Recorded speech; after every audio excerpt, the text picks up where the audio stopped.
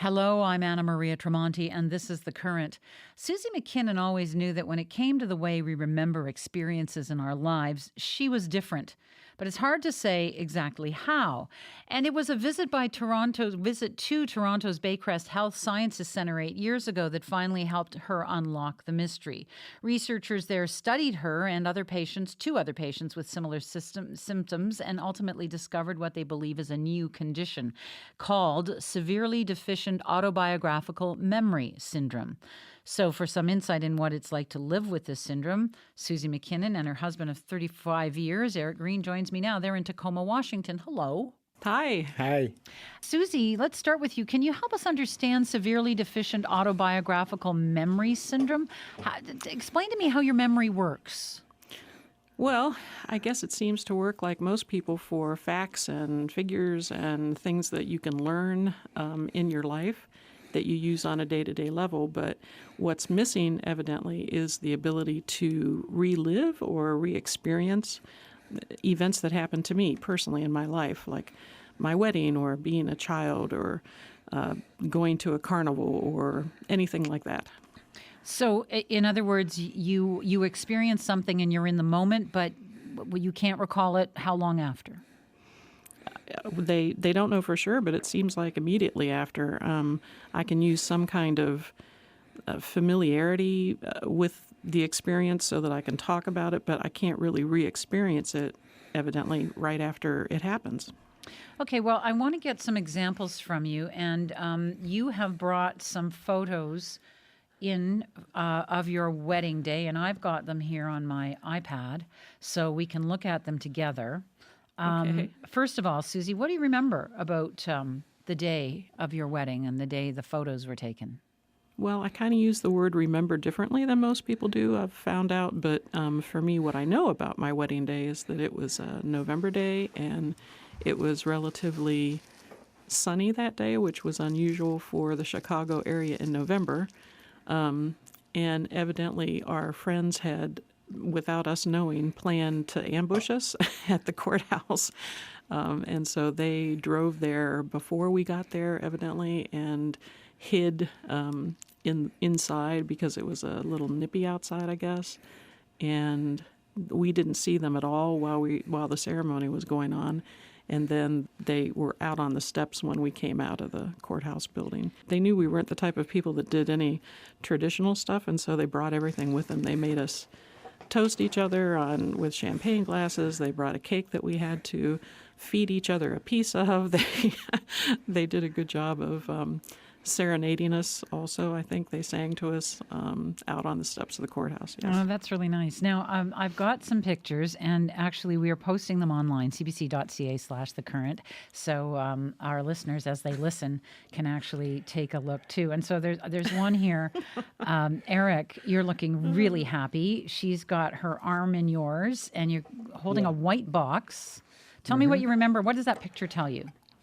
We were just coming out the courthouse, and we had just seen all our friends out there, and they were just kind of cheering and throwing confetti, I think. And we had just done it, and I was saying, oh, my God, we just got married. And then, so it was, it was kind of a really shocking surprise, a pleasant one, though. Well, you know, if pictures can be so evocative, and what I see are two really happy people and big smiles. Eric, you remember the joy, I'm guessing. Yeah? Yes, I do. And Susie, can you remember the joy? Well, I can imagine the joy. I sure look happy there. No, I'm sure I was. I'm sure it was great fun and a huge surprise. You look happy. But that kind of I thing, don't remember it. You can't conjure up the joy in your memory, is what you're telling me. No. I mean, I'm familiar with the emotion of joy, but no, I can't put myself back there and re-experience it. No. Okay, so we have another picture, and you guys are sitting on the floor, and we know it's 35 years ago because we can tell by the fashion. Yeah. But you're sitting on the floor, opening stuff up, and again, looking really pleased. What's happening in that picture, Eric? That's actually a wedding reception. What happened was, after the wedding, We got married at City Hall, and we went to my mother's place. And my mother and my aunt have been after us to get married for like 2 or 3 years. And then we kind of surprised them and told them that we'd gotten married.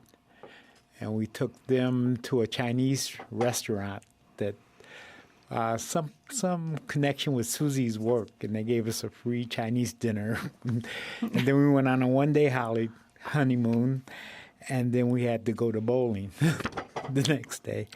But this I didn't know that. And then we did a reception at our house, and those were all our friends there, and we didn't expect, we sent out invitations and told them no gifts or anything else, but they had all these gifts. They said they got tired of eating on paper plates and drinking out of paper cups, and so we had all these wedding gifts. Wow, and, that's so nice. everybody came. Susie, do you remember that? I'm just surprised that we went bowling right after. I don't remember that at all. I know that we had a whole apartment full of people, and the pictures that we have sure look like everyone was having a good time, and there were a lot of presents. What was the best part of the day for you, Susie? So I don't really remember the day, but it looks like it was a great time, and Rick keeps remembering it as one of our best parties, so I trust him. So, when did you realize that you remembered things differently? That the things that the rest of us process and keep, you did not keep? Yeah, it was kind of a fluke, actually, and I'm surprised at how I did figure it out. I had a friend that was studying to be a physician's assistant at the time, and we didn't live in the same state, and she had called me to talk, and one of her assignments that she was working on was some kind of a memory test to help define people that were maybe going into dementia or Alzheimer's or whatever, and she asked me if I'd take her test for her, and I said sure. And then evidently something about the answers that I was giving her, or the way I was reacting to the questions she was asking, made her think that something was off. And actually I contacted her after all this and after I'd gone through the research, and she told me that she remembered being concerned for me because I was saying things like, well, why are you asking them about that? Because no one really remembers that. You're just inviting them to tell a story. And she's going, well, no, most people do remember that. So it was kind of apparent to her. And because of the questions she was asking me, she said, you might want to check up on that, because I think there's something kind of weird going on there. And that's when I first realized and started asking people. And it became clearer and clearer to me that my experience of my past was not like other people's. So you just didn't know. And how old would you have been at that point? About 21, 22, something like that. And did it worry you? I mean, what did you think when you had that conversation then? Well, I mean, I knew that I was healthy. I knew that I was functioning well in the world, so I didn't worry about it in the sense that, oh, something's wrong with me and something's worse is going to happen. It was more like, wow, I'm really curious about this. I've something this important, and I haven't even had a glimmer of it until now. But when you think of it, people don't really talk about how they remember things. That's not part of regular conversation in the world. So I guess it's maybe not so surprising that I hadn't thought about it really deeply until then. So, Eric, when did you notice there was something different? I don't know whether I really noticed it. It just kind of came on that something was different. I know I asked her, did she remember this or whatever, and she would say something like, no, I don't. And I noticed that when Suze gets mad, it doesn't last. It's just there and it's gone.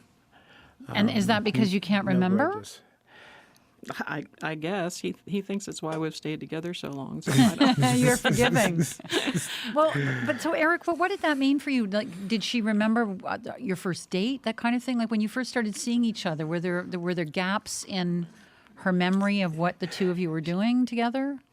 She didn't remember it, but I, reminded her, like when we went to the baseball game. I don't know whether she remembers that now, but that was one of the happiest moments of my life. We went to a ball game and came back. It was a real nice moment. And that was like early on when you were remember. dating. Yeah, that was very early on. But you We didn't went say, to a what, you don't remember Cubs me? game. That kind of thing. That you didn't have No. that kind of reaction to her. No, Okay. I didn't. I thought it was real special, but That's his nice way of saying weird. Yes, he just thought it was weird. Okay. Now, so Susie, have you developed ways to compensate for that gap in memory? Well, evidently they're thinking that I do more of what regular people do when they're trying to remember things. You rehearse things. I have stories of interesting things that happened to me in my life, and when they happen, I know they're special, so I kind of go over them again and again in my mind, and I can pull those out in regular conversation and talk to people about them. So I guess I do a lot of rehearsal. she also pays attention to detail. She knows detail and what's happening, And is that a way of real embedding specific. it? Embedding the detail by paying attention to it, it somehow goes into your Maybe. memory? Maybe. I don't know. Maybe that's the first step of learning it as a fact, is to really pay attention to what's going on. I didn't notice I do that. So, Eric, how do you help her when she can't remember things? Well, not really. I don't. She kind of adapts and takes care of herself. I can help her if she needs, what were we doing a few years ago, and I kind of try to remember. But on day-to-day basis, she pays a lot of attention to detail, and she can read people very, very well. And read body language very, very well. She knows when I'm upset or what I need. She kind of adapts that way. So your mind is kind of doing some acrobatics, maybe, Susie? I guess not that I'm even aware of, but I've always been like this, so this condition isn't new to me or strange to me. It's just that I've found ways to evidently cope with it because it's always been that way with me. So I want to understand a little bit more about it then. Do you have a job? Oh, yes. What do you do? We just moved out here about a year ago, and so I'm entering into something completely new. I'm working for the state and in training to be a retirement specialist. Okay, and but you remember your training, right? There's not a problem with that. No, facts from day to day, I do fine with that.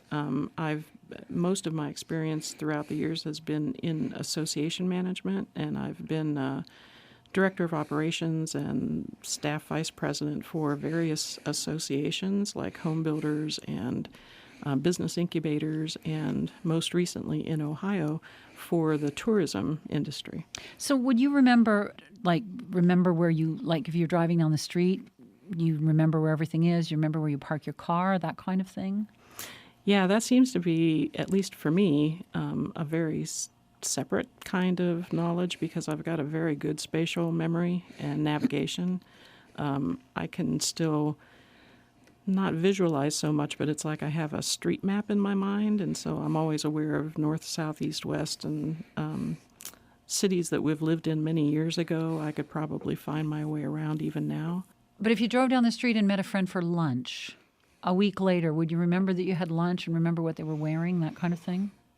I wouldn't remember, but I'd maybe know that we did. Maybe I jotted down the appointment in a calendar, or so I'd know that we had lunch. I wouldn't be able to think back about what the weather was like or what they were wearing, but I'd have that bit of knowledge in my head. Will you remember the conversation you're having with me? Probably not specifically, but I'll certainly know that I went to a radio station in Tacoma, and this is very unusual for me. So yeah, I'll remember that it happened, but I won't remember specifics probably. Do you see advantages to all of this, Susie? Well, I've had to do a lot of thinking about that, actually. I've had a long time. It was about 8 or 9 years ago that I first really connected and made this public to the scientists. I think that it's a good thing that I can't hold a grudge, that I can't think back over and over again about things that were said or what people did or stuff like that. I'm really happy kind of being in the moment And I think maybe it leads to some good mental health along the way. So yeah, I suppose there are some advantages to it, I would think. Eric, what do you think? I think it's definitely an advantage. I kind of strive to be like her with letting it go. And I have trouble doing that. I kind of strive to be more in the present.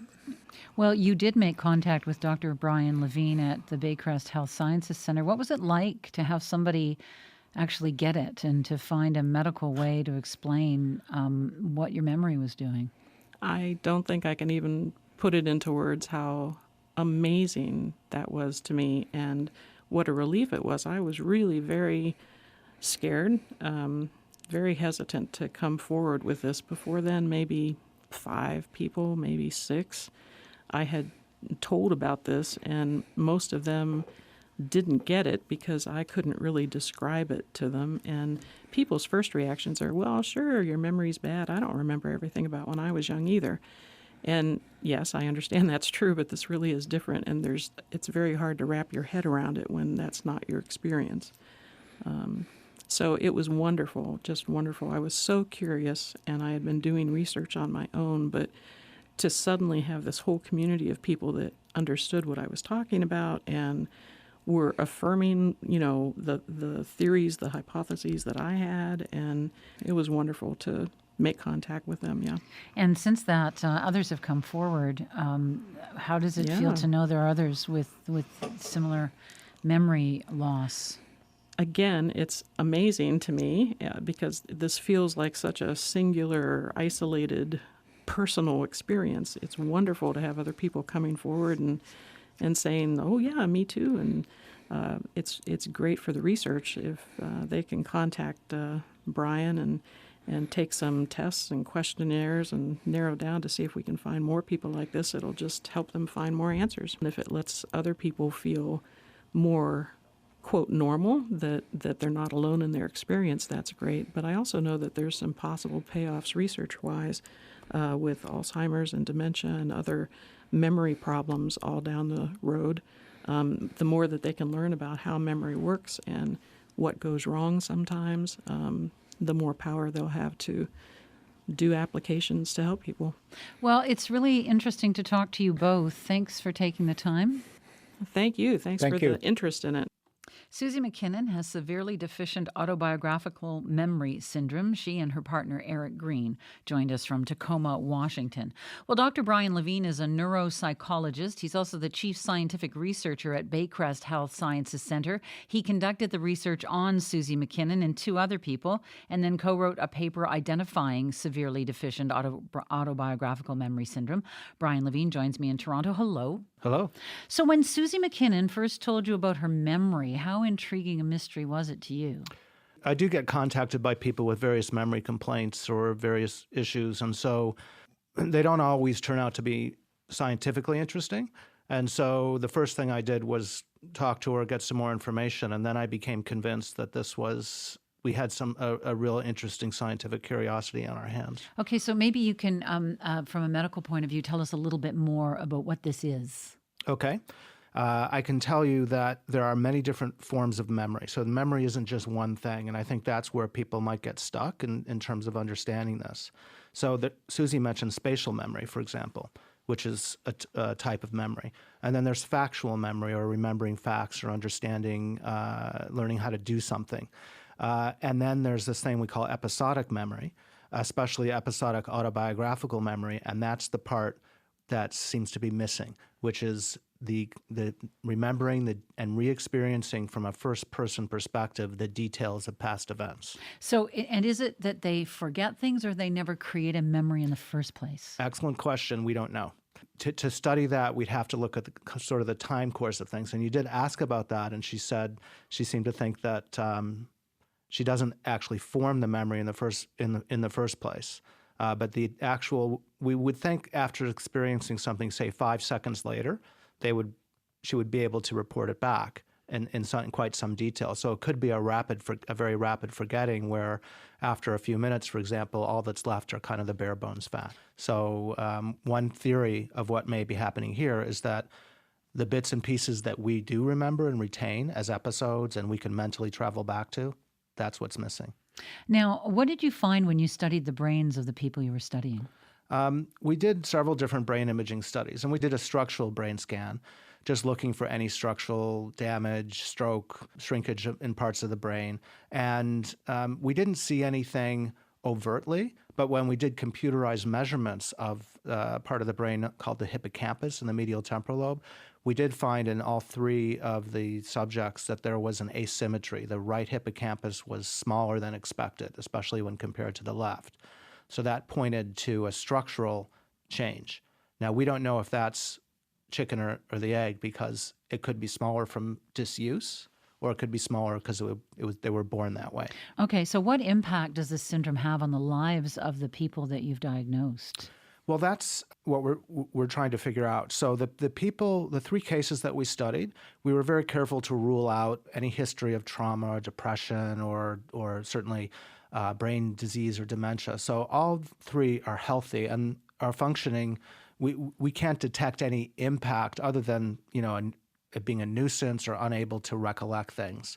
In terms of functioning, they're all functioning normally, and one of them has a PhD, and it's very high. They're all healthy, happy people. What was the most surprising finding or conclusion for you from this study? I think it is surprising that they are so high functioning, because we study patients with amnesia in my lab due to either dementia or some sort of strokes or other types of brain disease.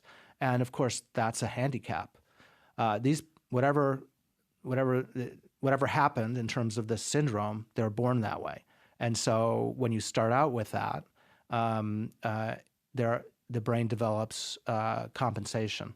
And so that may be important in terms of understanding how people can compensate for memory loss. There's something you could learn from them that could help someone suffering from a degenerative brain disease. It's possible. Or a brain trauma. It's possible, yeah. So many of us have an emotional attachment to our memories that it sounds like a big loss, but she doesn't see it that way. She doesn't. I think others may feel more strongly, have more sense of missing something, but for Susie, that's not what happened. And what do you think about all that?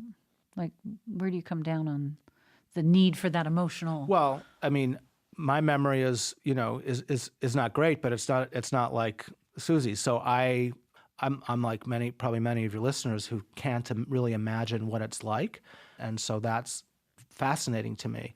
That it suggests that here's this thing that we consider really the essence almost of our consciousness in many ways, and if part of that is lacking, and yet she's. They're functioning well. And so that, for me as a scientist, is just a fascinating thing. So what are the implications of this research and how we might look at memory down the road? If this plays out and that we find more people with this syndrome, I think there are implications for understanding how memory works in the brain. We don't know if this is, as I mentioned, a rapid forgetting syndrome or if it's about emotional connectivity. There's a lot of evidence to suggest there's a visual deficit, so it's about forming images. And so by testing those different questions, those hypotheses, we hope to be able to learn more about how normal memory works, because it's one way of doing that is taking people who have the deficit and then seeing what they're lacking, what part of the mechanism is different in them, and that could help us understand more about how normal memory works. They may have some benefits in terms of aging, in the sense that because it's often with aging that sometimes we lose those details in recalling specific episodes, and they've already learned to function without that re-experiencing of details from the first person perspective. So how do you plan on studying this further? Well, we have a website. It's called deficient-autobiographical-memory.com, and there's information on there for people who are interested, and there's a survey. So we've already gotten 300 people to go on and take the survey. Half of them have said they have the syndrome, and now that's not a scientific study yet. But you can at least you can find people to work with then. Yeah, and then we can bring people to the lab, do more brain imaging, test some of these hypotheses and experiments that we couldn't do with just three, a sample of 3. So we can link to you on our website Yeah. And It's fascinating. And we hope other researchers will study it because it can't just be us. It has to be a community of researchers. I'm hopeful that this will get picked up and other people will start looking at this. Fascinating. Thanks for coming in. Thank you for having me. Brian Levine, neuropsychologist and chief scientific researcher at the Baycrest Health Sciences Centre in Toronto. If you want more information about Dr. Levine's study, visit our website, and we will also put a link to where you can take a memory test for his research. That is all at cbc.ca/thecurrent.